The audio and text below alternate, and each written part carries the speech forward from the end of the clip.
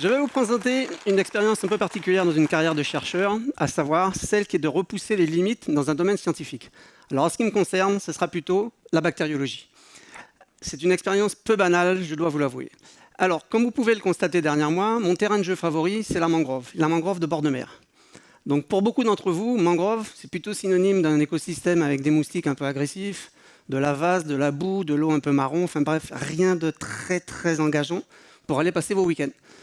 Mais il faut arriver à passer par-dessus ça. En fait, la mangrove de bord de mer peut vous donner une eau relativement claire où vous voyez en fait les racines de palétuvier qui plongent dans le sédiment, des feuilles qui sont tombées sur le sédiment. On peut même y voir la faune et la flore associées à cet écosystème. Originaire de la commune du Moule, j'adore cet écosystème où je peux venir me reposer régulièrement. Donc moi, je travaille à l'Université des Antilles, où je étudie essentiellement les écosystèmes marins côtiers, type herbier ou mangrove. L'histoire que je vais vous raconter débute en fait en 2005, où lors d'une de mes sorties quasi hebdomadaires en mangrove, à nager dans cette mangrove avec palmes, tuba, à observer un peu ce qui se passe, mon œil a été attiré en fait par des grands filaments blancs accrochés à une feuille de palétuvier posée sur le sédiment marin. Étant curieux de nature, j'ai récupéré une de ces feuilles, je les ai ramenées au laboratoire en me disant tiens, je vais aller observer ce qui se passe un petit peu à ce niveau-là. De par la longueur des filaments, je m'attendais à trouver quelque chose ressemblant peut-être à un champignon, des champignons marins, il n'y en a pas beaucoup, ou alors à un animal un peu particulier, un peu étrange qu'on pourrait retrouver dans ce milieu. J'ai donc décidé de pousser un peu mes analyses avec des techniques de biologie cellulaire, et là, je me suis aperçu qu'en fait, aucune des structures caractéristiques d'une cellule animale, cellule végétale, ou de champignons n'était présente dans ces grands filaments. La seule conclusion que je pouvais avoir, c'est que j'avais probablement affaire à une bactérie. Et c'est là que tout a basculé, parce qu'en fait, une bactérie de cette taille-là, ça n'existe pas. Donc je vais vous présenter la géante de nos mangroves, géante pacifique, et voir les implications de sa découverte au niveau de la bactériologie. En fait, voilà à quoi elle ressemble. Ça vous fait de grands filaments qui sont accrochés sur les feuilles qu'on va retrouver sur le fond marin. Là, la feuille est de couleur un peu marron. Le filament est un tube à la base et qui va se terminer avec des espèces de boursouflures sur la partie terminale. Ces boursouflures, ça peut vous faire penser, je ne sais pas moi, à un chapelet ou plus prosaïquement à du boudin créole, si on veut rester plus local. Donc, cette bactérie, elle a quand même une caractéristique qui est importante, c'est sa taille. Elle fait de l'ordre de 2 cm. Alors, pour un microbiologiste, une bactérie normale, elle est 20 000 fois plus petite.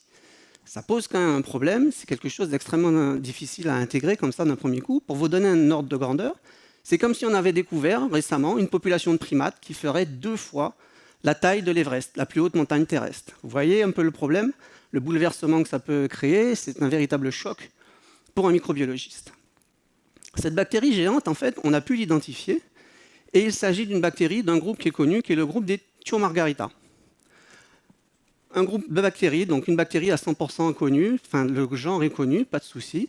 De par sa forme un peu particulière, nous au niveau du laboratoire, on l'avait appelée Thiomargarita creolobudinus, en lien avec ce boudin créole. Alors il faut voir que, comme tout travail scientifique, c'est un travail d'équipe. On a travaillé, on était une dizaine de chercheurs, il y avait des chercheurs donc, de l'Université des Antilles, des chercheurs de France hexagonale, des États-Unis. Et les premières observations sont de 2005, mais la publication est de 2022. Ça fait quand même un laps de temps de 17 ans. Pourquoi aussi long?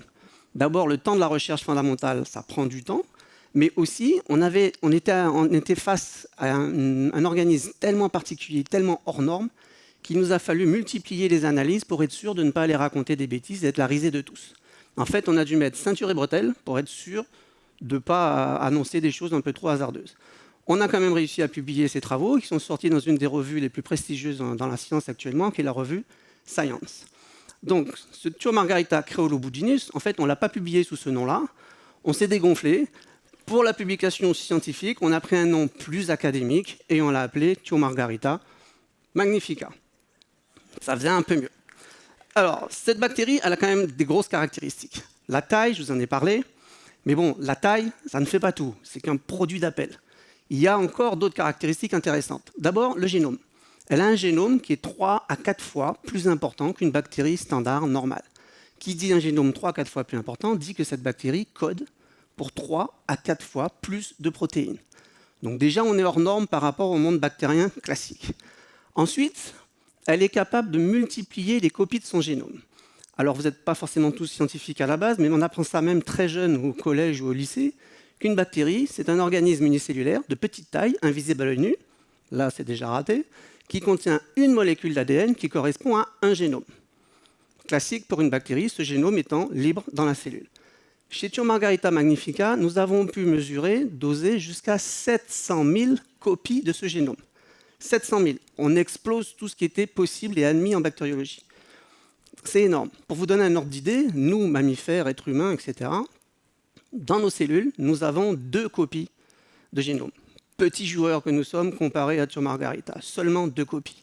Alors notre génome est beaucoup plus grand, mais mine de rien, une bactérie comme Thiomargarita magnifica a plus d'ADN dans sa cellule qu'une de nos propres cellules. Cette bactérie est vraiment extraordinaire. Elle chamboule vraiment tout. Mais ce n'est pas fini. Et il y a aussi un niveau de complexité cellulaire qui était complètement inattendu au niveau des bactéries. En fait, Thiomargarita magnifica, de par cette très grande quantité d'ADN, a une particularité, c'est qu'elle va être capable d'empacter, d'entourer ces molécules d'ADN dans des membranes. Et ça va vous former des espèces de petites vésicules qui vont être contenues dans l'intégralité de la cellule, comme va vous montrer cette animation 3D. Chaque petit grain bleu que vous apercevez ici correspond à une de ces petites boulettes qui contiennent l'ADN qu'on a appelées des pépins.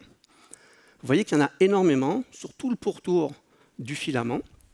Et ça, jusqu'à la parution de notre article en juin 2022, c'était quelque chose qui n'était pas connu du tout chez les bactéries. Ce n'était un processus qui n'existait que chez les cellules animales, végétales et ou les champignons. Donc on explose là encore tout ce qui est possible au niveau de Thiomargarita magnifica. Ensuite, je vois certains d'entre vous qui peuvent commencer à s'inquiéter peut-être un peu en se disant, bon, les bactéries, elles sont quand même responsables de la mort de centaines de milliers de personnes de par le monde, de par des maladies infectieuses. Et que peut-être qu'on est allé réveiller un géant endormi qui nous faudra beaucoup de mal. Alors je voudrais vous rassurer tout de suite, d'abord pour plusieurs raisons. Si elle était pathogène, ça fait 17 ans que je nage avec, que je la manipule avec les doigts, que je ne prends aucune précaution. Jusque-là, je n'ai pas vu d'effet négatif, en tout cas lié à ça. Donc ça ne devrait pas être pathogène. Deuxièmement, les bactéries sont essentielles au bon fonctionnement des écosystèmes et des organismes. Nous, êtres humains, on vit en gros avec 10 000 milliards de bactéries symbiotiques sur la peau, dans le tube digestif, un peu partout. On a besoin des bactéries pour avoir un écosystème fonctionnel, un organisme fonctionnel. Donc, quel est le rôle de cette bactérie? C'est souvent une question que les gens se posent. Moi, je vous poserai une autre question. A-t-on besoin d'avoir un rôle précis dans la nature pour pouvoir exister? Je vous laisse méditer profondément sur cette question métaphysique, mais vous verrez que la réponse n'est pas forcément si facile. Bref, donc on peut se dire qu'elle n'est pas pathogène. Le rôle précis, on ne l'a pas vraiment. En fait, c'est un géant tranquille, pacifique, qui vit dans les mangroves en milieu marin, qui va utiliser les sulfures produits par les sédiments marins, le carbone qui est dissous dans l'eau sous forme de CO2, et va mener sa petite vie tranquille. Alors on a plein de questions pour lesquelles on n'a pas encore de réponse. Par exemple, est-ce que cette bactérie a des prédateurs? Vu qu'elle est très grande, est-ce qu'elle a des prédateurs? Pour l'instant, je vous dirais que son seul vrai gros prédateur, c'est moi. J'en prélève quand même un petit peu, mais je ne pense pas qu'il y ait d'autres prédateurs que ça. Autre question, un peu plus sérieuse, est-ce qu'elle n'existe qu'en Guadeloupe? Est-ce qu'il y en a ailleurs dans la Caraïbe? Est-ce qu'il y en a ailleurs dans les mangroves du monde? Est-ce qu'on en trouve dans d'autres environnements non marins? On n'a pas la réponse pour le moment. Quelle est sa vitesse de croissance? Pour faire ces 2 cm, cette taille gigantesque, est-ce qu'il lui faut 2 jours, 2 semaines, 2 mois? On n'est pas encore clair par rapport à tout ça. Est-ce qu'elle produit, vu qu'elle produit beaucoup de protéines, est-ce qu'il y en a quelques-unes qui ont un intérêt important, qu'on ne sous-estime encore, peut-être avec des retombées médicales? Enfin bref, plein de pistes disponibles pour nous dans l'avenir. Ensuite, il y a une autre question qui est très importante. On se demande si cette bactérie est une sorte d'accident évolutif. En fait, est-ce que c'est la seule qui a fait plein d'ADN avec des compartimentations, etc. Ou est-ce que ça existe dans l'environnement sur d'autres types de bactéries? Alors, on est chercheurs, on est allé encore chercher un petit peu, et petit scoop entre nous, dans les mangroves, on va trouver des grandes bactéries filamenteuses, positionnées comme ceci. Alors, ce que vous voyez ici, ce n'est pas une bactérie, c'est un filament bactérien où vous avez des espèces de galettes comme ça, qui sont chacune des bactéries d'une même espèce. Et en fait, ce que vous voyez ici, c'est qu'on a marqué en vert l'ADN, et donc on retrouve cette compartimentation sous forme de structures vésiculaires qu'on avait appelées des pépins, qui vont exister également à ce niveau-là. En fait, cette notion d'ADN compartimenté à l'intérieur de membranes, qu'on ne pensait réserver qu'à des cellules animales, végétales ou à des champignons, il semblerait qu'en fait, ce soit un processus beaucoup plus répandu que ça, y compris dans le monde bactérien. Donc, l'existence de Thiomargarita nous a même permis de repousser complètement ce qui était connu, admis pour la microbiologie. Donc, c'est quelque chose d'essentiel. Cette bactérie-là, on l'a retrouvée dans les mangroves de bord de mer. C'est pour vous montrer l'importance de ces mangroves qu'on a peut-être tendance à trop sous-estimer. Dans les années qui vont venir, dans les décennies qui vont venir, il ne faut pas oublier qu'avec le réchauffement climatique, le changement climatique, la montée des eaux, etc., les mangroves vont avoir un rôle extrêmement important pour nos régions. À différents niveaux, ça va déjà protéger de l'érosion des côtes, premier point. Ça peut aussi servir de protection, ça sert, mais ça servira pour des larves de poissons, de crustacés qui vont aller alimenter les herbiers, les récifs coralliens. Là aussi, c'est essentiel. La preuve que c'est encore un réservoir de richesse extraordinaire qu'on va pouvoir avoir au niveau de ces mangroves. Donc, c'est impératif de les protéger, de prendre le temps d'aller les observer. Mettez-vous à l'eau, mettez un masque, un tuba, regardez, c'est une atmosphère qui est tranquille. Il n'y a rien qui va vous attaquer, il n'y a pas de bêtes dangereuses. Profitez de ce spectacle. Pourquoi je vous dis ça? C'est que les mangroves, on estime que depuis 30 ans, 40 ans, on a perdu 30% des superficies de mangroves de par le monde. Donc, il est essentiel pour nous de protéger ces mangroves. La Guadeloupe a eu une phase un peu critique aussi vis-à-vis de ces mangroves. Je ne vais pas vous refaire l'histoire de la Guadeloupe. D'abord, je n'ai pas le temps, pas les compétences. Mais globalement, la zone, par exemple, de Jarry, autour de l'aéroport, c'était bien des zones qui étaient de mangroves.